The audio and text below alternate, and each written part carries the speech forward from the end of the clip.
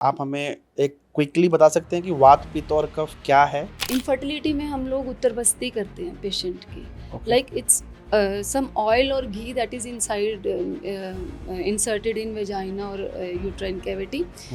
Paralysis related मेरा खुद एक बहुत अच्छा एक्सपीरियंस है कि मेरे बिजनेस पार्टनर हैं, मेरे फ्रेंड हैं रोहित, उनकी माताजी को एक टाइम पर बहुत ही ज़्यादा प्रॉब्लम हुई थी पैर में कि वो लगभग 2 साल बेड रिडन थे। वो बेड से उठ भी नहीं पाते थे और डॉक्टरों ने इलाज करते करते एक लेवल पे ऐसे लेवल पे पहुंच गए थे कि उन्होंने बोला कि इनका पैर काटना पड़ेगा। पित्तज में भी जैसे कि फैटी लीवर हो गया, हम्म।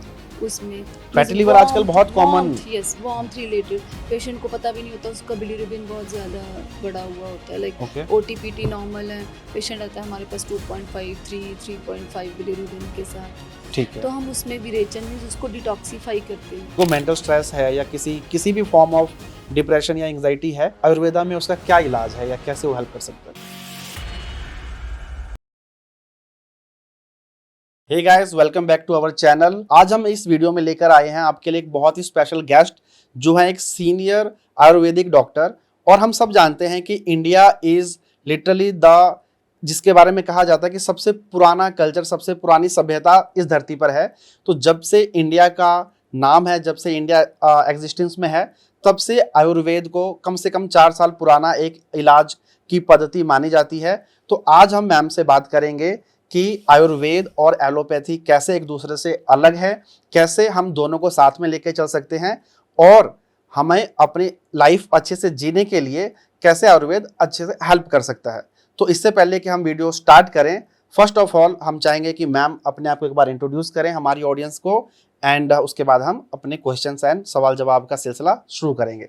Ma'am please. मैं डॉक्टर रिम्पल सेठी, जो मेरा बीएमएस है वो है मुक्तसर से, पंजाब से।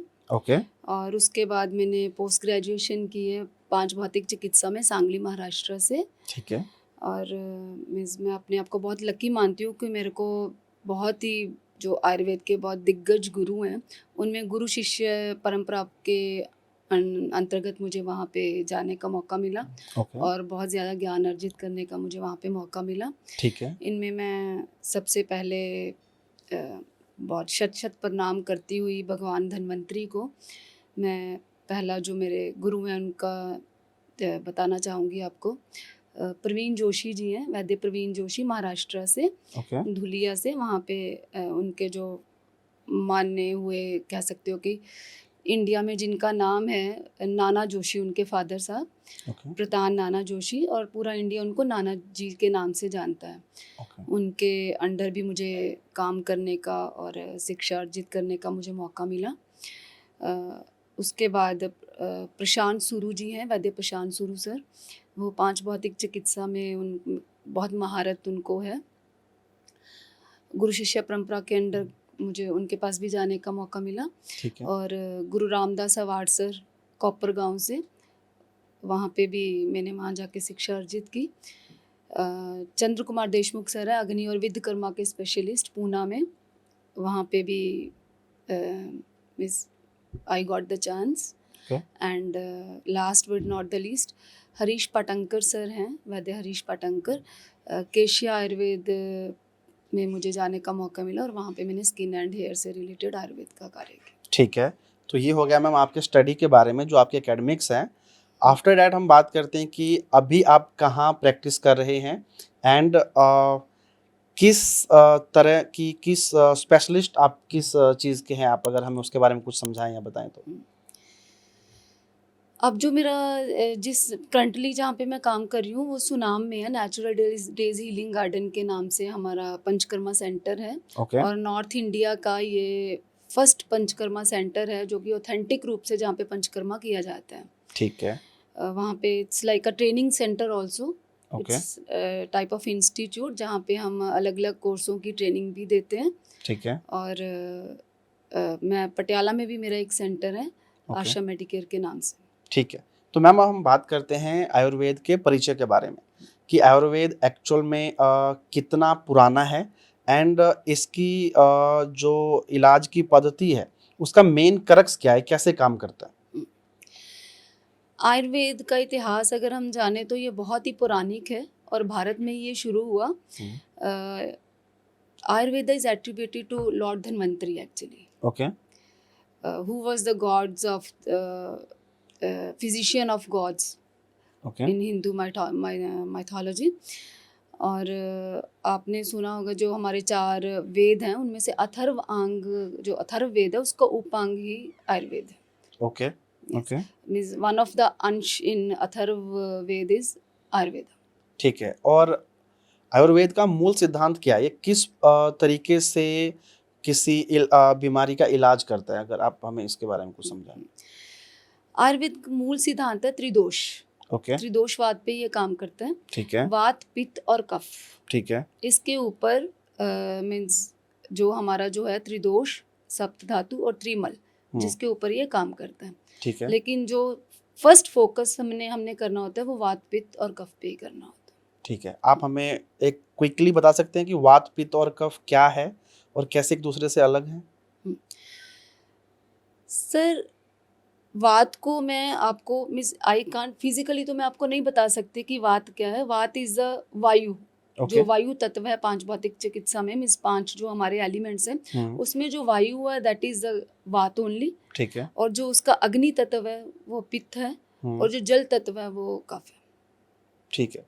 तो ये एक नॉर्मल पर्सन के लिए जिसको नहीं पता कि अग्नि तत्व और जल तत्व, तो कैसे कोई समझे कि किस चीज़ को जैसे कहते हैं ना, हमने ये सुना है कि आपका पित्त दोष है या फिर जो भी कफ वाली चीज़ है, तो इसको इजी लैंग्वेज में अगर किसी को समझाना हो तो हम कैसे इंट्रोड्यूस करेंगे, कैसे बताएंगे? सर, इसमें हमारा एक नाड़ी परीक्षण होता है. ओके. नाड़ी परीक्षण विधि से हम पेशेंट में इट्स लाइक त्रिविध परीक्षा और षड्विध परीक्षा रहती है हमारी. ठीक है. उस परीक्षण के आधार में और नाड़ी परीक्षा के आधार में हम किसी पेशेंट की या रोगी की हम उसको प्रकृति बता सकते हैं. ठीक है. तो मैम, आयुर्वेद की पौराणिक टाइम में तो बहुत ज़्यादा महत्व था, बिकॉज उस टाइम पर हॉस्पिटल्स नहीं थे और इस तरह की बहुत सारी एडवांस टेक्नोलॉजी और मशीनरी नहीं थी. आज के टाइम में आयुर्वेद कितना रेलेवेंट है, ये एक बहुत ही ऑब्वियस क्वेश्चन आता है हमारे किसी के भी जहन में, क्योंकि आजकल किसी को कुछ भी चीज़ हुई, खांसी जुकाम से लेकर बुखार के लिए पैरासीटामोल या कुछ भी हुआ, तो अल्टीमेटली एक डॉक्टर के पास गए, वहाँ से कुछ मेडिसिन दवाइयाँ वगैरह ले ली. तो यहाँ पर मैं कहीं भी इस सिस्टम में आयुर्वेद को नहीं देखता हूँ आज के टाइम में, या कहीं ना कहीं मिसिंग है. तो आपकी तरफ से जानना चाहूँगा कि आप क्या सोचते हो कि आयुर्वेद का आज के टाइम के हिसाब से क्या रेलेवेंसी है, कितना रेलेवेंट है? सर, मैं ये कहना चाहूँगी आयुर्वेद रेलेवेंट था, आयुर्वेद रेलेवेंट है और आयुर्वेद रेलेवेंट रहेगा. ओके. आयुर्वेद हम देखो, मैं बहुत नज़दीक का ही आपको एक एग्जांपल देती हूँ. कोविड में लोगों का एक कह लो कि लोगों का आयुर्वेद पे बहुत ज़्यादा विश्वास हो गया. ओके. मीन्स आयुर्वेद को लेके उसके बाद ही जो आयुर्वेद का गोल्डन टाइम आया ना, कोविड के बाद ही आया. कोविड इज़ लाइक हमारे लिए, यस डेफिनेटली. उसमें आपने ये देखा होगा कि जो लोग लाइक मार्च में कोविड आया, उसमें एक आयुष काढ़ा करके एक सबको रिकमेंड किया गया था. डेफिनेटली रिकमेंड किया गया. उसमें कुछ आयुर्वेदिक औषधियाँ और कुछ स्पाइसेस थी. तो उसको लेके बहुत ज़्यादा लोग ठीक भी हुए, उनकी सैचुरेशंस ठीक हुई अच्छे से. उनको जो like it was may be allergic bronchitis हो या कुछ भी हो, it was like gone of, ठीक हो गया. लेकिन इसमें बहुत लैक ऑफ नॉलेज या लैक ऑफ इंफॉर्मेशन मैं लोगों में कहूँगी. मई जून में जब दोबारा से सेकेंड लहर आई जो कोविड की, उसमें लोगों ने वही काढ़ा ले लिया, लेकिन पेशेंट गैस्ट्रिक अल्सर्स के पास साथ हमारे पास आ गए. ठीक है. आयुर्वेद में 6 ऋतुएं हैं. ओके. तो उस ऋतुओं को लेके ही औषधियों का प्रयोग किया जाए तो आयुर्वेद जैसा वरदान नहीं है. ठीक है. अगर मई जून वाली लहर में वो आयुष काढ़े के इंग्रेडिएंट्स बदल जाएंगे. ठीक है. ओके. वो मार्च वाले नहीं रहेंगे. तो अगर वो लोग उसी को एज इट इज लेते रहेंगे तो डेफिनेटली कुछ ना कुछ प्रॉब्लम तो आने वाली है. तो किसी को कैसे ये पता चले कि किस टाइम पर, लाइक जैसे आपने बताया कि मार्च की चीज़ को आप जून में अप्लाई नहीं कर सकते, and same I am assuming कि जो जून की चीज़ है उसको अक्टूबर में नहीं लिया जा सकता. तो ये चीज़ कैसे आम इंसान को, जैसे नॉर्मली किसी को कोई प्रॉब्लम होती है तो दुकान में जाता है, केमिस्ट के पास में या डॉक्टर के पास जाता है, वो दवाई लिख देता है, लेकिन आयुर्वेद में ये जो आप बता रहे हैं कि ये काढ़ा नहीं लेना था भाई, तुमने गलत काढ़ा ले लिया और ये तुम्हारे लिए प्रॉब्लम हो गई, तो फिर ये पता कैसे चलेगा किसी पर्सन को? मतलब इसका इजीएस्ट वे क्या है कि लोगों को पता चले कि किस टाइम पर हमें क्या लेना चाहिए as per the Ayurveda guidelines? Sir Ayurvedic physician इसके लिए बैठे हैं 24/7 आपके साथ। ओके। ऐसे नहीं है कि हम कह सकते कि हाँ मीन्स मैंने आपको देखा मैं कह दूं कि आपके लिए ये मैं एक मोटा मोटा बता सकती हूँ कि आप ये लीजिए ये ना लीजिए, लेकिन उसमें भी बहुत कुछ ऐसा है कि आपकी नाड़ी परीक्षण के हिसाब से हमें पता लगेगा, ठीक है। आपकी षड्वत परीक्षा के हिसाब से हमें आपकी भूख कैसी है, प्यास कहती है, मल कैसा है, हम्म। इसके हिसाब से पता लगेगा।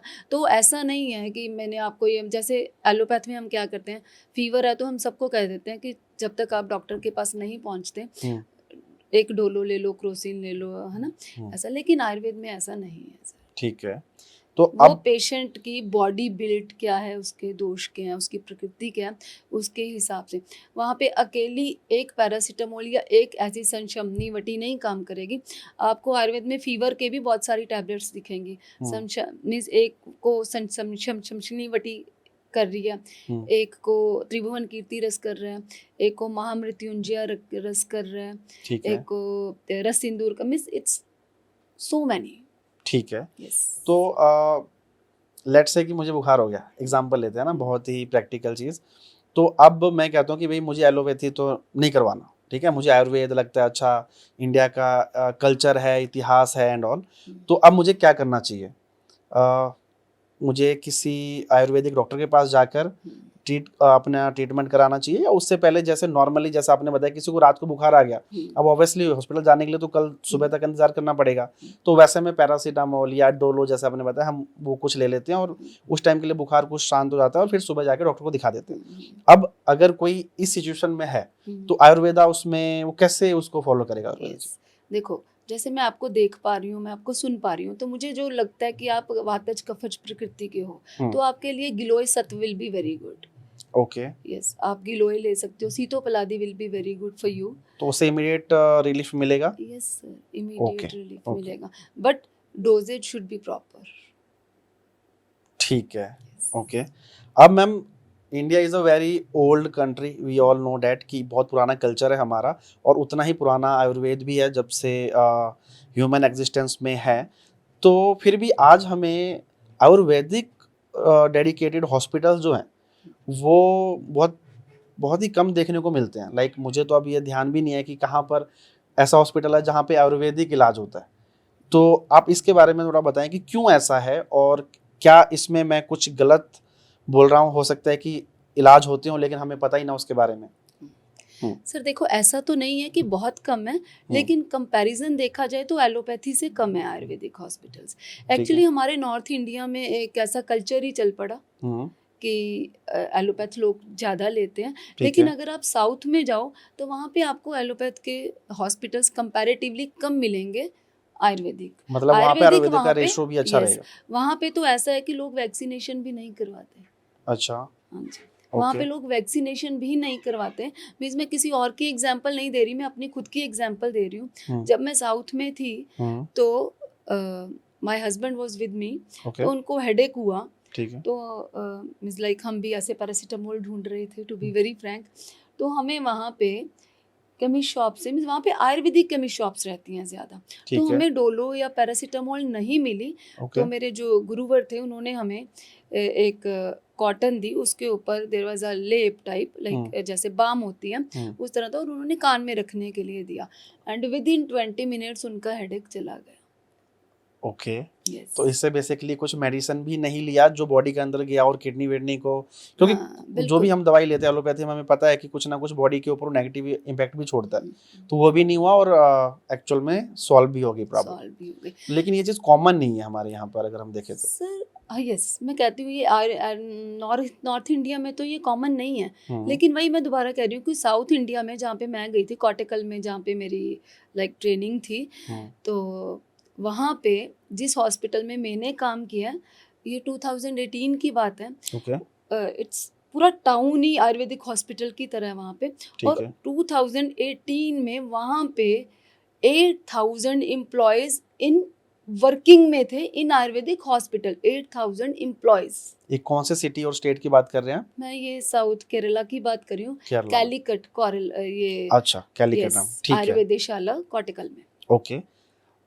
एक बहुत ही कॉमन चीज आती है दिमाग में जब हम आयुर्वेद की बात करते हैं कि what is the core difference between Ayurveda and allopathy. दोनों में मौलिक सिद्धांत में क्या डिफरेंसेस है? सर देखो, सेब और संतरा सेम नहीं हो सकता, नहीं हो सकता, बिल्कुल नहीं हो सकता सर। हम्म, तो ऐसे ही एलोपैथ और Ayurveda they will go parallel, but ठीक है, आप मीन्स वो सेम नहीं हो सकते। ठीक है, ठीक है। आयुर्वेद जो है, मैं बहुत जगह पे देखती हूँ कि जो हमने हमारे ग्रंथों में 5-10 हज़ार साल पहले लिखा जा चुका है, उनके ऊपर एलोपैथ आज काम कर रहे हैं। ठीक है, मेरे जो गुरुजी थे नाना जोशी सर, हम्म, एक बार उनकी लाइफ में means he was a government employ, okay, तो एक पेशेंट थी, उसको लाइक मैनरेजिया की प्रॉब्लम थी, मीन्स उसको ब्लीडिंग बहुत ज़्यादा हो रही थी ओके, और कॉन्टिन्यूस बीटी उसको चढ़ रहे थे, हम्म, लेकिन हिस्टेक्टमी नहीं हो पा रही थी बिकॉज वो साथ के साथ इट वाज लाइक बहुत ज्यादा ह्यूज ब्लीडिंग हो ब्लीडिंग थी। यस। ठीक है, तो नाना जी ने क्या किया, बकरी जो बकरे का खून होता है ना, पर रेक्टम ओके, विद सिरिंजेस उनको पर रेक्टम वो ब्लड दिया गया और 7 ग्राम HB करके उस पेशेंट की हिस्टेक्टमी करके और उसकी जान बचाई गई। लेकिन आज यहाँ पे अगर हम देखें, आज का जो सिनेरियो चल रहा है उसमें थैलेसीमिक पेशेंट के ऊपर गोट ब्लड को लेके चल रहा है, बिकॉज जो गॉट का ब्लड है उसमें RH इनकम्पैटिबिलिटी नहीं है। ओके, पॉजिटिव, जैसे हम कहते हैं ए पॉजिटिव बी नेगेटिव, तो बी पॉजिटिव नेगेटिव उसमें नहीं है। ओके, तो उसी चीज़ को लेके आज उस पर स्टडी हो रही है। ठीक है, ठीक है, Yes. ओके, और हमारे में जो एक और बात, इसी एक और एग्जांपल मैं देना चाहूँगी यहाँ पे, इनफर्टिलिटी में हम लोग उत्तर बस्ती करते हैं पेशेंट की, okay, like it's some oil और ghee that is inside inserted in vagina और यूट्राइन कैविटी। और मैं अभी रिसर्च पेपर थोड़े दिन पहले पढ़ रही थी HSG पे, मीन्स हिस्टेरोसल्पिंजियोग्राफी पे, उसमें उन्होंने लिखा कि जो ऑयल बेस्ड HSG है that has more effects than water based, means वो भी वहाँ पे ऑयल बेस्ड ही लेने लगे, जो कि ओके, बहुत सालों से, बहुत हज़ार सालों से पुरानी ये पद्धति है जिसमें पहले ही ऑयल या घी इंट्रायूट्राइन थ्रू वेजाइनल केनाल दिया जाता था। ओके, ओके, तो मिस पैरेलली चल रहे हैं, फंडामेंटल्स में और may not be same, I don't मैं इसके ऊपर उसमें कुछ बहस नहीं करना चाहेंगे, यस डेफिनेटली। ठीक है। तो कुछ लोग ऐसे हैं जो कट्टर कहते हैं कि भाई आयुर्वेदा आयुर्वेदा कुछ नहीं करता, हम एलोपैथी के ही हैं और वैसा करते हैं। कुछ बिल्कुल ऑपोजिट है कि एलोपैथी तो भाई जहर है, ये है, वो है, हम तो आयुर्वेदा करते हैं। तो आपका क्या स्टैंड है कि दोनों को साथ में लेके चलें ज़्यादा बेटर है, या फिर आयुर्वेदा को ही प्रेफरेंस दें वो ज़्यादा बेटर है, या फिर एलोपैथी को प्रेफरेंस दो और आयुर्वेदा छोटी मोटी चीज़ों में लेके चलो वैसा बेटर है? नहीं सर, मैं ऐसा भी नहीं कहूँगी, दोनों की अपनी इम्पोर्टेंस है। आयुर्वेद की मैं अपनी प्रैक्टिकल लाइफ इम्पोर्टेंस की है, अगर हम बात हाँ करें तो उसके बिल्कुल, हिसाब से एलोपैथ की अपनी इम्पोर्टेंस है। अब एकदम से पेशेंट को गॉल ब्लैडर की पेन हो गई, तो उस टाइम में एकदम से हम कुछ नहीं कर सकते, सर्जरी ही रिकमेंडेड है, ठीक है, कोलेसिस्टेक्टमी ही वहाँ पे रिकमेंडेड रहेगी। तो ये नहीं कि एलोपैथ के साथ ही आपको वो करना है या आयुर्वेद के साथ ही, means both will go parallel. ठीक है। किस तरह के हेल्थ इश्यूज के लिए आप देखते हो कि आयुर्वेदा बहुत ज़्यादा इफेक्टिव है और उसके लिए लोगों को एलोपैथी की बजाय आयुर्वेदा की तरफ ज़्यादा ध्यान देना चाहिए, एटलीस्ट ट्राई करना चाहिए? बिकॉज आजकल का तो जैसे नॉर्मल एक बहुत फास्ट पेस लाइफ हो गई है, तो हर चीज़ के लिए लोगों को क्विक सॉल्यूशन चाहिए, जैसा अभी हम वो डोलो वाली बात कर रहे थे। बट स्टिल आप एज अ डॉक्टर आप देखते होंगे कि यार ये चीज़ों की ना आयुर्वेदा में इतना आसान और इतना अच्छा इलाज है जो कि बॉडी को भी कोई हार्म नहीं करता और इलाज भी अच्छा है, लेकिन फिर भी लोग जानकारी नहीं होने की वजह से वो नहीं करते। तो ऐसी कोई चीज़ें आप बता सकते हैं कि किस तरह के प्रॉब्लम्स में लोगों को डेफिनेटली आयुर्वेदा को देखना चाहिए और उसकी तरफ उस इलाज को एटलीस्ट एक बार ट्राई करना चाहिए? सर मैंने पहले ही जब हमारी ये इंटरव्यू स्टार्ट हुई थी तो मैंने वात पित्त कफ की बात की थी। हाँ, तो जो वात विकार हैं वो 80 तरह के हैं, पित्तज 40 तरह के हैं और कफज 20 है। कुछ मीन्स आप बताएंगे हाँ, इसमें? मैं बिल्कुल इस हम्म, आगे आ रही हूँ मैं।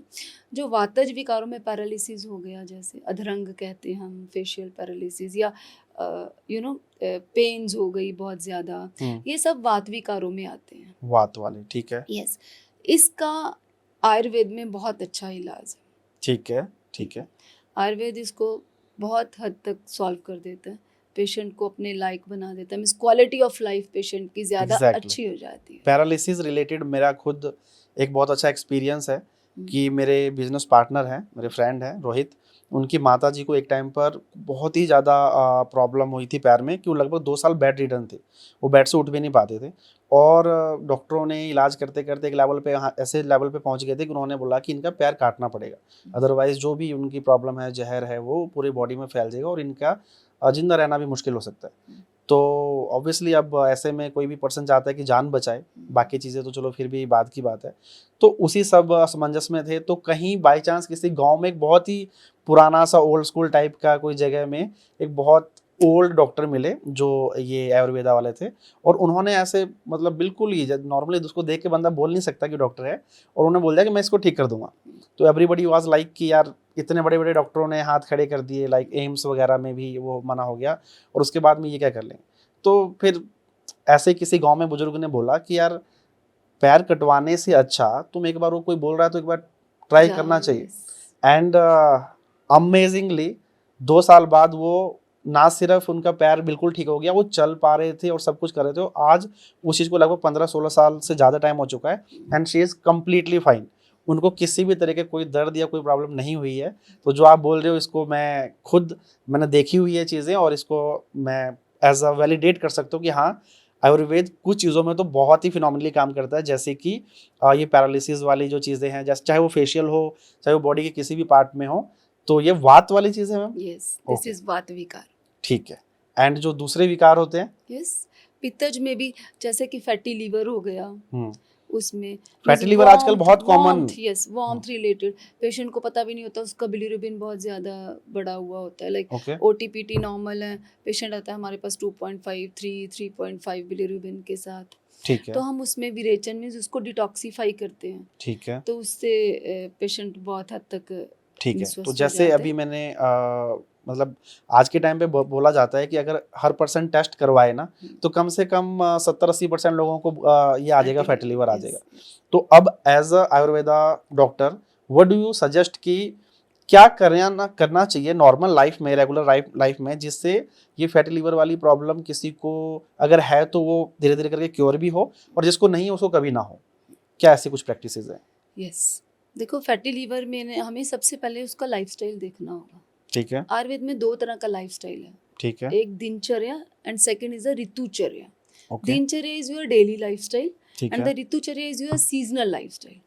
ठीक 6 है, ऋतुएं हैं आयुर्वेद में। ओके, जैसे हम 4 यहाँ पे हम देखते हैं, अपनी हमें 4 का ही पता होता है कि जनरली गर्मी 4, आई, सर्दी आई, बसंत, पतझड़ आई, और ये बिल्कुल, है ना। लेकिन आयुर्वेद में 6 ऋतुएं होती हैं। ओके, 6, ये जो फैटी लीवर है इसमें पित्त की अधिकता ज़्यादा होती है, ठीक है, और देखो इट्स लाइक बहुत टाइम तक हिडन रहता है ये ना। हम्म, लेकिन जब किसी को प्रॉब्लम आती है फैटी हम्म, लीवर की, तो आप देखना वो शरद ऋतु में आएगी, सितंबर अक्टूबर में आएगी ज़्यादा। ओके, ये जो डेंगू फीवर आता है, डेंगी आता है, हम्म, वो डेंगी आता है सितंबर अक्टूबर नवंबर। आपने देखा होगा कि जब उस टाइम पर दिवाली ज्यादा आने चलन वाली में, होती है, हाँ, तो उसी में आपने देखा होगा कि उसमें एलएफटी बहुत ज़्यादा डी रेंज हो जाता है। ठीक है, means dengue is a pittaj jwar, actually it's a okay, fever, okay, pittaj fever. ठीक है, तो उस टाइम में मीन्स जब patient is not suffering from dengue और समथिंग एल्स, हम्म, तो हम इट्स शोधन चिकित्सा रहती है हमारी, तो उसमें हम विरेचन देते हैं। ठीक हर है, साल मैं कहती हूँ कि एक जो हेल्दी पर्सन भी है उसको विरेचन लेना चाहिए। उसमें हम मेडिकेटेड घी खिलाते हैं 3, 4, 5 दिन पेशेंट को, ओके, या कभी कभी 7 डेज तक, जब अगर कोई ज़्यादा प्रॉब्लम हमें लगती है ठीक तो है, 7 डेज तक खिलाया जाता है। ठीक है, और उसके बाद आयुर्वेदिक ही परगेशन के परगेटिव दिया जाता है उसको, एक हम्म, लग्जेटिव दिया जाता है उसको, उससे उसको 4-5 बार जुलाब होता है, और उसका जो लिवर है, इवन द पित्त धरा कला गेट्स डिटॉक्सिफाई। ओके। डिटॉक्सिफिकेशन का एक बहुत ही ओल्ड स्कूल बट इफेक्टिव तरीका, ऐसा कह सकते हैं हम? Sir it's panchakarma, actually it's not, it's a pathy, it's Okay. You know जड़ से निकालना। ये तरीका is something short word. Okay yes, okay, it's a पूरा प्रोसेस है ट्रीटमेंट अपने आप प्रॉपर। में। Yes actually. ठीक है ठीक है। एक नॉर्मल पर्सन जो एक अच्छी अपनी बिना किसी प्रॉब्लम के अपनी डेली लाइफ जी रहा है, तो उसके लिए क्या डेली शेड्यूल होना चाहिए एज पर आयुर्वेदा, जिससे कि वो लाइफ लॉन्ग हेल्दी जिंदगी जी सकता है अपना बिना किसी भी नॉर्मल प्रॉब्लम के। आयुर्वेद का प्रिंसिपल ही सर यही है, स्वस्थ स्वस्थ रक्षणम आतुरस्य विकार प्रशमनम च। ओके। मीन्स एक स्वस्थ व्यक्ति को कैसे लॉन्ग लाइफ हेल्दी रखा जा सकता है और एक डिजीज्ड व्यक्ति को कैसे हम डिजीज फ्री कर सकते हैं। ठीक है। तो इस एक अकेला यही नहीं कि डिजीज्ड है उसको ठीक करना है। मीन्स एक स्वस्थ व्यक्ति को भी, हेल्दी पर्सन को भी हेल्दी रखना इसका मूलभूत प्रिंसिपल रहा है। ठीक है। तो उसमें हमारे वही दिनचर्या आती है। सुबह उठ के मीन्स थोड़ा सा पेशेंट्स को लगेगा भी, सुन के लगता है कि मैम क्या बोल रहे हैं, means it's not possible, but everything is possible. Right. सुबह उठ के क्या करना है, सुबह उठते ही पहले तो जैसे पेशेंट उठा मीन्स या एक व्यक्ति जो भी पर्सन है ही गेट्स अप, तो उसको मौसम के अनुसार, जैसे कि अगर थोड़ी सी सर्दी है तो थोड़ा सा वार्म ल्यूकवार्म वाटर लेना है, ठीक है। थोड़ा। एंड अगर गर्मी है तो नॉर्मल टेम्परेचर पे लेना, ठीक है। बट पीने का तरीका सही होना चाहिए। लाइक पेशेंट उठता है, एक गिलास भरा लोटा लिया और पी खड़े लिया। हुआ ऐसे गट गट करके पी लिया, not like that. Okay. Proper in a sitting position और सिप सिप करके, ताकि जो उसका पानी है वो पैलेट को लग के जाए। ओके। उसका जो लोड है वो पेनक्रियास पे नहीं पड़ता। और आपने डायबिटीज का एक बहुत बड़ा कारण है, जो पेशेंट ऐसे पानी पीते हैं ना, ऐसे जो पैलेट को लग के नहीं जाता और सीधा जाता है, उसका पेनक्रियास पे लोड पड़ता है। अच्छा। तो डायबिटीज का it is one of the very big cause. गलत तरीके से पानी पीने से डायबिटीज के ऊपर इम्पैक्ट पड़ता है। Yes okay yes. ओके। तो पानी सिप सिप करके पीना है। ठीक और है। एक बहुत बड़ा मिथ है आजकल, खूब पानी पियो, हाइड्रेट रहो। नहीं, ऐसा नहीं है। ओके। हमारी बॉडी इतनी इंटेलिजेंट है, जब उसको पानी की प्यास लगेगी डेफिनेटली वो हमसे डिमांड करेगी कि हमें ठीक है। कितना पानी पीना। क्योंकि ओके। हमने कभी ये नहीं कहा इतना खाओ इतना खाओ। हम क्या कहते हैं कि भूख लगने पे खाओ। तो पानी, प्यास क्यों ऐसी, प्यास को क्यों नहीं ऐसा कहा जाता कि प्यास लगने पे ही पानी पियो। ठीक है। तो उसमें ऐसा नहीं है। तो you have to take like 100 और 150 ml ऑफ वाटर मॉर्निंग में। उसके बाद you have to go around, आप जो भी अपना थोड़ा सा वॉक अराउंड अपने ही उसी में जो भी जगह जहाँ पे, अवेलेबल है यस डेफिनेटली। उसके बाद अभ्यंगम आता है। अभ्यंगम इज आपको अब मौसम के अकॉर्डिंग, फिर भी मैं बार बार यही वर्ड बोल रही हूँ, मौसम के अकॉर्डिंग। ठीक है। आपको ऑयल लेना है। जैसे गर्मी है, मैं आपको कहूँगी तिल तेल ले लो। तिल तेल इज ऊषण, मीन्स इट्स हॉट गरम प्रवृत्ति का रहता है। यस यस, वीर्य देखना है हमने। तो means like 10 to 20 ml oil is enough. You know, आपने अपनी बॉडी पे उसकी मसाज करनी है। उसके बाद जो भी आप प्राणायाम करते हो, एक्सरसाइज करते हो, वॉक करते हो, वो आपको करनी है। और उसके बाद you have to go for जो पेस्ट या दातून whatever you do, and jihva निर्लेखन।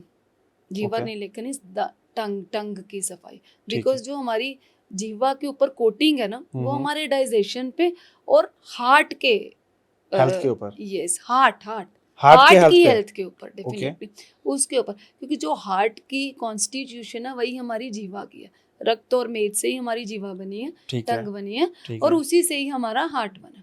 तो जीवा निर्लेखन मीन्स टंग की सफाई बहुत जरूरी है। Okay okay. वो करके उसके बाद पेशेंट को जो हम कहते हैं means any type of powder, medicated powder, जैसे कि कोई त्रिफला हो गया या 4-5 ड्रग्स के कॉम्बिनेशन में हम लोग पाउडर बना के देते हैं, उससे अपने मीन्स इन द प्रतिलोम लाइक एंटी डायरेक्शन, जो हमारे हेयर्स की डायरेक्शन है ना, उसकी एंटी डायरेक्शन में हमें थोड़ा सा मलना है और उसको तेल को निकाल देना है। और बहुत पेशेंट कहते हैं कि इट्स वेरी डिफिकल्ट, तो मैं कहती हूँ कि हल्का कोसा पानी लीजिए और उसको साबुन से आप अच्छे से नहा लीजिए। ये रोजाना का आप बता रहे हो? Yes, it's takes only 5 minutes। ठीक ये है। सब बाथरूम में ही करना है। Takes only and only 5 minutes, not more than that. ठीक है। अपने पैरों की मालिश करके रात को, अच्छा। वो भी अकॉर्डिंगली सीजन, हर चीज में सीजन बहुत मैटर करता है। ठीक है। और उसको कॉटन के 5 मिनट ओनली, वो आपके नेत्रों के लिए और आपकी बोन मैरो के लिए इट्स, और एक अच्छी नींद के लिए, रिलैक्सेशन के लिए इट्स मस्ट। ओके। और उसके बाद कॉटन के कपड़े से उस फिर ऑयल को या घी को, जिससे भी आप पादा अभ्यंग अपने पैरों की मालिश कर रहे हो, उसको साफ करके then you can go to कौन योर से bed. Oil, like mustard oil या नारियल का तेल, या आप थोड़ा बताती बता हूँ। दें तो? इसमें मैं पहले वाले में एक और ऐड करना चाहूँगी, सुबह नस्य ज़रूर करना है, मीन्स अपने नाक में 2-2 बूंद तेल ज़रूर डालना है। कौन से तेल, मतलब ये भी वही? सीजनल, ये मैं बताती हूँ आपको। ठीक है। जैसे कि हम ले लेते हैं, शुरू करते हैं हम जनवरी फरवरी से। ठीक है। जैन फेब में आप तिल का तेल ले सकते हो, बिकॉज उस टाइम थोड़ी सी सर्दी रहती है। हाँ, ठीक है। मार्च अप्रैल आ गया, मार्च अप्रैल में थोड़ी धूप आ जाती है, सर्दी कम हो जाती है, तो जो हमारे अंदर हमने खूब खाया पिया होता है दिसंबर जनवरी में, तो हमारा थोड़ा कफ जमा होता है। तो आपने देखा होगा कि मार्च अप्रैल में पेशेंट आपके पास जो वायरल वाले आते हैं ना, बहुत खांसी जुकाम, थोड़ा निमोनाइटिस लाइक म्यूकस से हाँ, रिलेटेड। हाँ, होता तो है। पहला जो हमारी पहली लहर भी आई थी ना, तब भी चेस्ट के साथ आई थी मार्च में। बिल्कुल। हाँ, 20 Yes, मार्च को लॉकडाउन यस, लगा था। तो उसमें भी क्या चेस्ट इन्फेक्शंस थी पेशेंट्स को। तो ओके। उस टाइम हमें अनु तेल लेना चाहिए। अनु तेल ब्लॉकेजेस को खोलता है। अनु तेल मतलब? अनु तेल इट्स लाइक शोधन ऑयल होता है, इट्स मेडिकेटेड ऑयल। तो ये कहाँ मिलता है normally? In every store it is available. जो मतलब पंसारी की दुकान पे? नहीं, पंसारी की तो नहीं, मीन्स डॉक्टर्स के पास, तो मीन्स आयुर्वेदिक फार्मासिस्ट हो गए, जैसे या फिर ये डॉक्टर्स। पतंजलि वगैरह के स्टोर है वहाँ यस पर? यस, वहाँ पे मिलेगा ये। ठीक है। तो March April is for that only. ठीक है। मई जून आ गया, मई जून में आप नारियल तेल ले सकते हो। ओके, जो नॉर्मल घर में अवेलेबल होता है। हाँ, जो ठीक है। नॉर्मल घर में अवेलेबल होता है। और जुलाई अगस्त मानसून हो गया, उसमें भी नारियल तेल चल सकता है। ठीक है। फिर आ गया सितंबर अक्टूबर। सितंबर अक्टूबर में फिर दोबारा से पित्त बढ़ रहा है। मैंने आपको पहले भी बताया था, जब मैं विरेचन देती हूँ तो हमें कुछ शीत वीर्य चीज़ की ज़रूरत रहेगी। ठीक है। तो इसमें हम आंवला तेल ले सकते हैं, चंदन ऑयल ले सकते हैं, गोघृत ले सकते हैं, ठीक घी है। ले सकते हैं गाय का, वो शीत वीर्य रहता है ठीक नाक है। में डालने के लिए। ठीक है। और नवंबर दिसंबर में then you can go for til tel got और इट। सरसों का तेल, जो उष्ण थोड़ा गर्म रहता है। बिल्कुल। आजकल के समय में जैसे हम सब जानते हैं कि टेक्नोलॉजी का बहुत ज़्यादा लाइफ में मतलब इंक्लूड हो गई है चीज़ें। लोगों का स्क्रीन टाइम आराम से किसी का भी आज के दिन में 3 घंटा 4 घंटा एवरेज रहता है। इन सब के बीच में ना एक और चीज़ हो गई है, लोगों का मेंटल स्ट्रेस लेवल। और किसी के पास में रीज़न हो या नहीं हो, बट स्ट्रेस हाई साइड पर रहता है। किसी को एक सॉफ्ट फॉर्म ही सही, लेकिन डिप्रेशन या फिर क्या बोलते हैं एंग्जाइटी वगैरह इस तरह की चीज़ें होती है। तो उसमें how can Ayurveda be effective, और वो कैसे हेल्प कर सकता है किसी पर्सन को? आप उसके बारे में बताएं कि लाइक किसी को मेंटल स्ट्रेस है या किसी भी फॉर्म ऑफ डिप्रेशन या एंग्जाइटी है, तो का आयुर्वेदा में उसका क्या इलाज है या कैसे वो हेल्प कर सकता है? देखो, डिप्रेशन एंग्जाइटी का आयुर्वेद में बहुत ही अच्छा इलाज है। ओके। लेकिन उसमें भी सबसे पहले पेशेंट के सिम्टम्स क्या हैं, पेशेंट की प्रकृति क्या है, वो देखना बहुत ज़रूरी है। ठीक है। मीन्स हम वो पेशेंट डिटॉक्स करने के लायक भी है या नहीं है। अब ठीक मेरे है। पास एक पेशेंट आया, अराउंड 100 kg वेट है, वो टेंशन में ही खाता रहता है, या ऐसा कुछ आपको बहुत देखने को मिलेगा। पेशेंट टेंशन होती है ना, स्ट्रेस में ज़्यादा खाते हैं, तो ओके। वहाँ पे मुझे उनको वमन देना पहले बहुत ज़रूरी हो जाता है। लेकिन पेशेंट मेरे पास लीन एंड थिन आया, तो उसको मैं वमन नहीं दे सकती। वमन इज़ अ रिपीटेडली वॉमिटिंग करवाना विद मेडिकेटेड घी करवा के, अच्छा। ऐसा रहता है। ओके। मीन्स पहले मुझे एक जो डबल फ्रेम पेशेंट आया, एक ऐसा पेशेंट आया, उसमें मुझे वमन देना बहुत ज़रूरी हो जाएगा। ठीक लेकिन है। कोई मेरे पास ऐसा आता है 50 किलो का ही आया, उसमें मैं वमन नहीं दूंगी। तो उसमें मुझे आपने एलोपैथ में भी देखा होगा, आजकल मेडिटेशन के लिए बहुत ज़्यादा कहा जाता बोला है। जाता है। तो मेडिटेशन जो है, ये हमारे आयुर्वेद में एक योग है, योग के 8 अंगों में से एक है। ठीक है। योग के जो 8 अंग है, दैट इज यम, नियम, आसन, प्राणायाम, प्रत्याहार, धारणा, ध्यान, समाधि। ये जो पीछे वाले 4 हैं, प्रत्याहार, धारणा, ध्यान और समाधि, इसमें डिप्रेशन और एंग्जाइटी बहुत हद तक हमारे सॉल्व हो जाते हैं। और ओके। शिरोधारा रहती है हमारी पेशेंट के लिए। ठीक है। उसमें जैसे कि मुझे लगता है कि ये पेशेंट है, इंसोम्निया के साथ है, स्ट्रेस के साथ इंसोम्निया है, लाइक उसको नींद नहीं आ रही रात बिल्कुल को। बिल्कुल। तो वहाँ पे मैंने पेशेंट की प्रकृति पहले पहले देखी, अगर वो पित्त प्रकृति का है तो मैं तेल की धारा नहीं दूंगी, तो मैं उसको तक्र धारा दूंगी, मेडिकेटेड तक्र धारा, means okay. Lassi type, but वो दैट विल बी मेडिकेटेड। ठीक है ठीक है। ठीक है। अगर मेरे पास वात से रिलेटेड पेशेंट आया कि बहुत बोलते हैं, स्ट्रेस में कुछ है, तो वहाँ पे मुझे ऑयल की धारा देनी पड़ेगी। और अंडरस्टूड। लाइक मेरे पास कफज प्रकृति जो मैंने पहले बोली है आपको कि मेरे पास 120 kg का वेट के साथ पेशेंट आया, उसको मुझे इंसोम्निया लग रहा है या कुछ है, तो वहाँ पे मैं जटामांसी या मेथिया ड्रग्स की क्वाथ धारा, मीन्स ठीक है वाटर बेस्ड धारा दूंगी। Means there are okay. So many things ठीक है जिससे आप डिप्रेशन से, एंजाइटी से ठीक है। जा सकते आयुर्वेदिक इलाज को जनरल नॉर्मली हाउस होल्ड में एक देसी इलाज नाम से भी बोला जाता है, जाना जाता है। तो कुछ ऐसी चीज़ें भी हैं कि जो घरों में ही मिलने वाली, जैसे कहते हैं कि किचन में ही, एक्चुअली मैं राजीव दीक्षित जी का बहुत पहले से उनको मैं देखता आया, जब हम कॉलेज में थे तब से।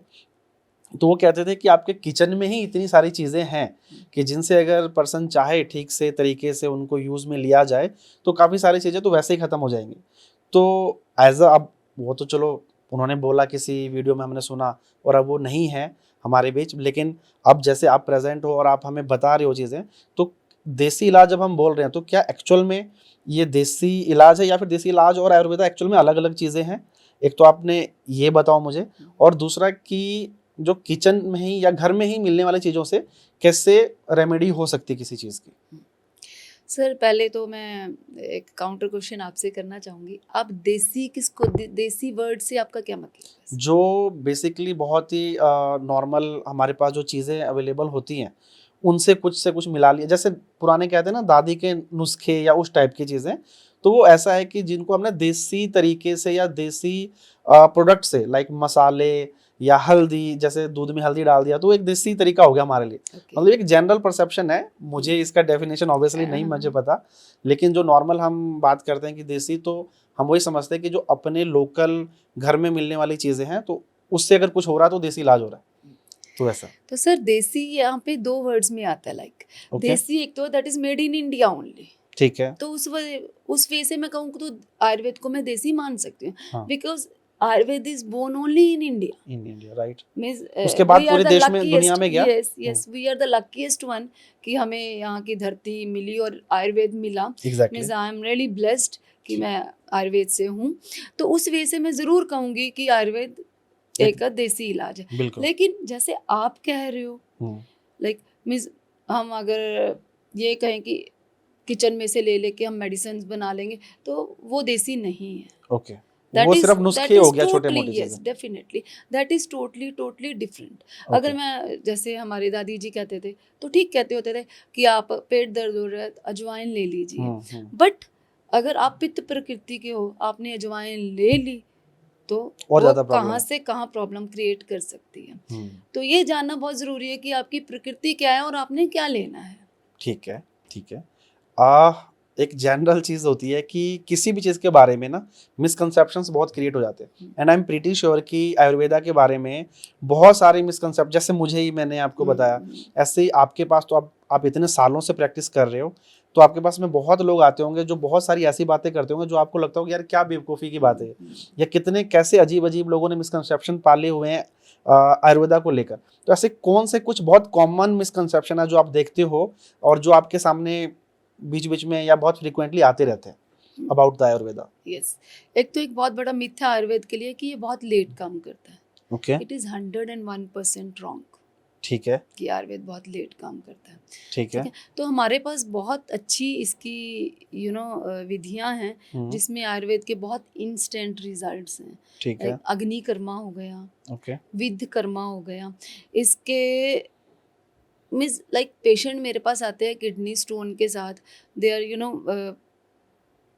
लोटपोट हो रहे होते हैं। तो पहले मीन्स लाइक हमें क्या करना होता है कि हमें ड्रिप लगानी है पेशेंट को, है ना, कैथेटराइज करना है सॉरी, और उसको एक पेन किलर लगाना है, वावरिन जैसे जो ट्रेमाडोल वॉटेवर, एक एंटीमेटिक लगाना है, फिर पेंटाप्रेजोल या कुछ लगाना है, और फिर भी आधे पौने घंटे बाद पेशेंट थोड़ा को रिलीफ होता मिलेगा। हाँ। लेकिन पेशेंट मेरे पास आते हैं ओपीडी में, मैं I just you have a with means यहाँ पे एक पैर में हमारा एक पॉइंट होता है, वी डू द विद, और विद इन सेकेंड पेशेंट को लगता है कि मुझे यूरिन आया है, he goes to for urination और आता है और अपने आप कहता है कि मैम मुझे आगे से बहुत मच बेटर, आराम हो गया। यस ओके, तो हैंस प्रूव कि आयुर्वेदा हर चीज़ में बहुत स्लो काम नहीं करता। यस कुछ चीज़ें प्रोसेस ही ऐसे हैं जो सही तरीके से करने के लिए टाइम चाहिए होता है, तो obviously it will take time. और जैसा आपने बताया इस चीज़ के बारे में कि अगर किसी को पथरी का या कुछ ऐसा पेन है तो आप इमीडिएटली उस चीज़ को रिलीफ भी कर सकते हैं। जैसे मैं ये आप कहो कि पैरालिसिस का पेशेंट मेरे पास आ गया हम्म, तो उसको एकदम से आप कैसे ठीक, रिलीफ तो होगा। It will definitely take time, चाहे वो Yes. एलोपैथ है चाहे वो आयुर्वेद है। हम्म, मीन्स एक आपका जो अंग खड़ चुका है, हम्म, मैं ये नहीं कहती उसमें हमें एलोपैथ की भी हेल्प लेनी पड़ सकती है, ठीक है। लेकिन आयुर्वेद में उसके बहुत अच्छे रिजल्ट्स हैं, but definitely that will take time because Right. हमने एक चीज़ को चलाना है जो रुक चुकी है। ठीक है। एक तो ये हो गया कि भाई आयुर्वेदा बहुत स्लो काम करता है, ये आपने बताया कि एक बहुत बड़ा मिथ है, ऐसा नहीं है। इसके अलावा और कुछ जो कॉमन मिथ आते हैं आपके सामने में? एक तो अभी आपने जो देसी दवाई वाली बात हाँ, की, कि ये देसी इलाज है, यस तो देसी यस नुस्खे यस, और आयुर्वेदिक इलाज टोटली अलग चीजें हैं। अलग चीजें हैं, ठीक है। ठीक है। वन कुछ spices we can use, hmm, but ये नहीं कि उसी से ही सारा काम चलेगा, ठीक इट्स है। Like a deep science. What है, ठीक है, यस, ठीक है। यही और दो कोई तीन। मिसकंसेप्शंस देखते हो आप आयुर्वेदा के बारे में? आई एम श्योर बहुत सारे होंगे, जैसे कि यार ये तो आगे चल के धीरे धीरे करके खत्म हो रहा है और नहीं नहीं खत्म नहीं होने नहीं, वाला है। अब तो ये बात बहुत ही गलत साबित हो चुकी है कि ये खत्म हो रहा है। हम्म, लाइक अब तो मोदी जी ने भी, गवर्नमेंट भी इसके लिए बहुत ज्यादा हाँ, वही तत्पर है मेरा इसको, सवाल था यस। अगला कि हाँ हाँ, एक्चुअल में कि जैसे इंडिया की धरोहर है ये आयुर्वेदा, है ना, और इतिहास के साथ जुड़ा, कल्चर के साथ जुड़ा, तो क्या गवर्नमेंट इसके लिए कुछ इनिशिएटिव ले रही है और इस चीज़ को बढ़ावा देने के लिए कुछ काम कर रही है? बिल्कुल।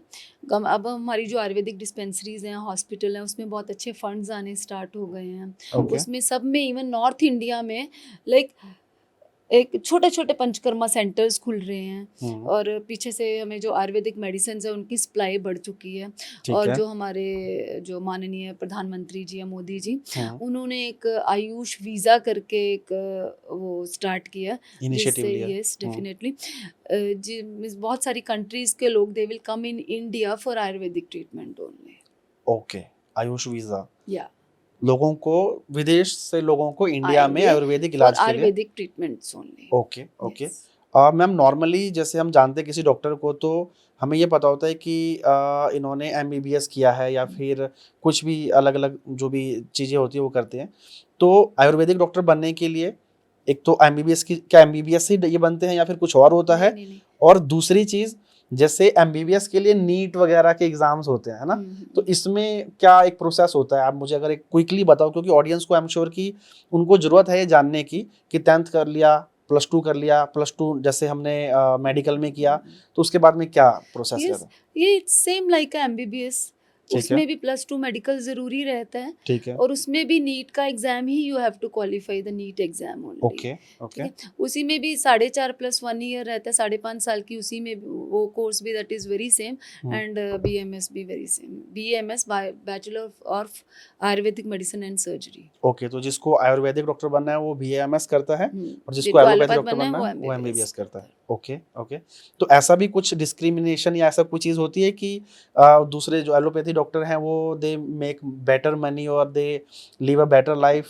मतलब ये ट्रूली आपको जेन्युइन आंसर करना है, बिकॉज मे बी इस बात को सुनने के बाद कुछ लोग कंसिडर करें, तो they also need to know कि हाँ, हर एक चीज़, अच्छी चीज़ें अगर हम जान रहे हैं तो दूसरी भी अगर कोई नेगेटिव साइड है या कुछ ऐसा है कि सोसाइटी में कैसे देखा जाता है, तो वो आपको एक अपना पर्सनल एक्सपीरियंस शेयर करना होगा, सो दैट कि people get to know about the reality. Sir ऐसा कुछ भी नहीं है कि ओके, एमबीबीएस बहुत अच्छी लाइफ स्पेंड करते हैं, ये बहुत ज़्यादा मनी उनके, they create much money. Okay, it depends upon your knowledge, ठीक है, डिपेंड्स अपॉन योर एक्सपीरियंस। ठीक है। बहुत एमबीबीएस भी ऐसे बैठे हो सकते हैं, हम्म, और बहुत बीएमएस भी बहुत ज़्यादा कमा रहे होते हैं, लेकिन मीन्स हर टाइम ऐसा नहीं होता। ठीक है। बहुत बीएमएस भी फ्री बैठे हो सकते हैं, हम्म, और एमबीबीएस और एमडी भी। तो हमारे मतलब घर में दोनों ही हैं। ठीक है। जैसे हमारी जो फैमिली है दैट इज़ लाइक मेरे जो sister in law and brother in law, hmm, वो एलोपैथ डॉक्टर्स हैं, अच्छा, और आई एम आयुर्वेदिक डॉक्टर, तो ठीक ऐसा है। कुछ भी नहीं है। ओके, जैसे नॉर्मली कोई भी पर्सन सोचता है कि मुझे डॉक्टर बनना है, हम्म। तो एज आई एम एज्यूमिंग, या जो हमने भी देखा है स्कूल से हमेशा, कि कोई भी पर्सन, मैंने अपनी नॉलेज में नहीं देखा कि डॉक्टर बनना है लेकिन आयुर्वेदिक बनना है। तो ये कैसे होता है कि मतलब आपने कैसे डिसाइड किया कि मुझे आयुर्वेदिक डॉक्टर बनना है, और फिर उसको कैसे परस्यू किया आपने? आई एम श्योर मुझे क्वेश्चन मतलब मैं आपको समझा पाया है। यस सर, देखो मैं यहाँ पे झूठ तो नहीं बोलूँगी। जब मैं अपनी बडिंग स्टेज में थी, like I was in +2 only, तो मेरे मन में तब था, बिकॉज मेरे को आयुर्वेद की बहुत नॉलेज नहीं थी। I was trying for MBBS only. Okay. ठीक है, तो मैंने नीट दिया, तो मैंने MBBS के लिए क्वालिफाई नहीं किया। ठीक है। लाइक जो मेरा रैंक था थोड़ा पीछे था, तो मैंने BMS किया। उस टाइम मुझे लगा कि मैं क्यों BMS में चली गई। लेकिन ये मेरा अब मैं कहती हूँ कि भगवान जो करता है वो बहुत अच्छा करते हैं, उसने हमारे लिए बहुत कुछ अच्छा सोचा होता है आगे। ठीक है।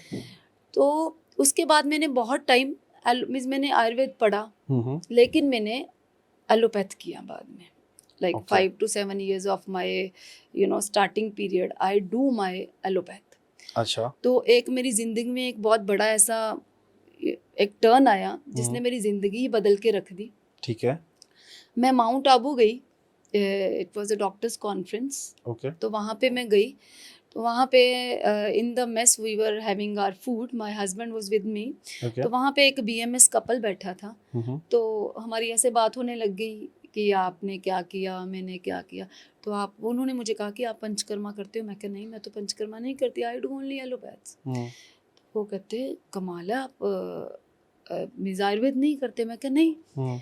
तो तब हमारे यहाँ पे ये था, जब मैंने BMS के 25 years बैक की मैं बात कर रही हूँ, तब यहाँ पे एलोपैथी ही चलता था। तो मैं साउथ की मुझे इतनी नॉलेज नहीं थी। ठीक है। तो उन्होंने कहा कि एक बार आप आयुर्वेद शुरू कर दोगे ना, आप एलोपैथ की तरफ मूव भी नहीं करोगे। मुझे कुछ ऐसा, मैंने उसको ऐसे ही बस लिया, सुना और ये बस हो सुना, गया। और मैं आई केम बैक टू पटियाला। उसके बाद मैं आई, तो तब मेरे हस्बैंड को तो ना बहुत ज़्यादा खांसी जुकाम, लाइक वो सुबह उठते थे इतनी स्नीजिंग छींके रहती थी उनको। 10 बजे तक फुल ऑफ वाटर, 2 हैंकी उनके पास होते थे। 10 बजे के बाद थोड़ा धीरे धीरे ठीक होना स्टार्ट हो जाते थे। ठीक बात है। यस। तो क्या हुआ, तो वहीं से ही उन्होंने BMS की सारी डाटा लिया, जो वहाँ के MRs थे। तो one of the MR came to me. ठीक है। तो उन्होंने कहा कि मैम ऐसे ऐसे मेरे फादर BMS डॉक्टर हैं, आप अपने हस्बैंड के लिए ना उनके पास आई है। मैं तब भी सोचा कि जाऊंगी नहीं जाऊंगी। ठीक है। तो फिर मैंने सोचा चलो जाके देखती हूँ। मैं गई सर, उन्होंने मुझे क्या दिया, लाइक हमने कुछ नहीं छोड़ा था, अच्छे अच्छे ENT MS ये वो सबको दिखा लिया था। ठीक है। लेकिन वो प्रॉब्लम, वो लाइक एलर्जिक ब्रोंकाइटिस या एलर्जिक साइनोसाइटिस ऐसा कुछ डायग्नोज रहता था, और वो चलता था ऐसे। एंटी एलर्जिक ले लिया, एंटीबायोटिक्स ले लिए, थोड़ी देर के लिए आराम है, फिर वही आ। तो उन्होंने मेरे हस्बैंड को चित्र खरीद की दी। It was a month of February, okay. January last. तो उन्होंने चित्र खरीद की और अणु तेल दिया। ओके। तो मैंने लाइक मेरे हस्बैंड ने उसको हफ्ता लिया होगा, और वो 2 साल उनको कोई खांसी नहीं, कोई जुकाम नहीं, कोई स्नीजिंग नहीं। मतलब जो तो इतने टाइम मुझे लगा, हाँ, जो इतने में सालों से तो फिर मुझे लगा कि मेरी पैथी तो इनकम्प्लीट है, कहीं कर नहीं पा रही काम। तो मैं वो नहीं, मेरी पैथी जो मेरी अच्छा, पैथी जो आपका ओरिजिनल था। आयुर्वेदिक, हाँ, हाँ। तो वो तो एक मिरेकल है। हाँ, तो और मैं हमें उसी पता को ही ही नहीं छोड़ उसके के बारे बैठी। सर वो दिन और आज का दिन मैं फिर जमीन पे नहीं बैठी। ओके। फिर like I do my PG ठीक है। इन आयुर्वेदा। ओके। देन वही मैं अपने गुरुओं के पास ढूंढती गई, साउथ में, महाराष्ट्र में गई। तो उनकी कृपा से I have a panchakarma centre today. और नॉर्थ इंडिया का वो पहला ऐसा पंचकर्मा सेंटर है पूरे नॉर्थ इंडिया में, वैसा आपको ऑथेंटिक नहीं मिलेगा। Okay. That is in Sunam. ठीक है।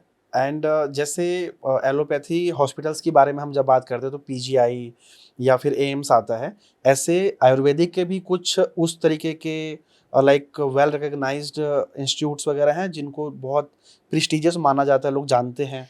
सर अब तो एम्स में भी शुरू हो गया। एम्स में भी आयुर्वेदिक इलाज होता है? यस, बठिंडा एम्स में है शायद। अभी मेरे पास तो थोड़े दिन पहले एक पेशेंट आया था। दे हैव अ रिकॉर्ड, जहाँ तक मुझे याद आ रहा है, वैसे यू कैन इवन गूगल कर सकते हो।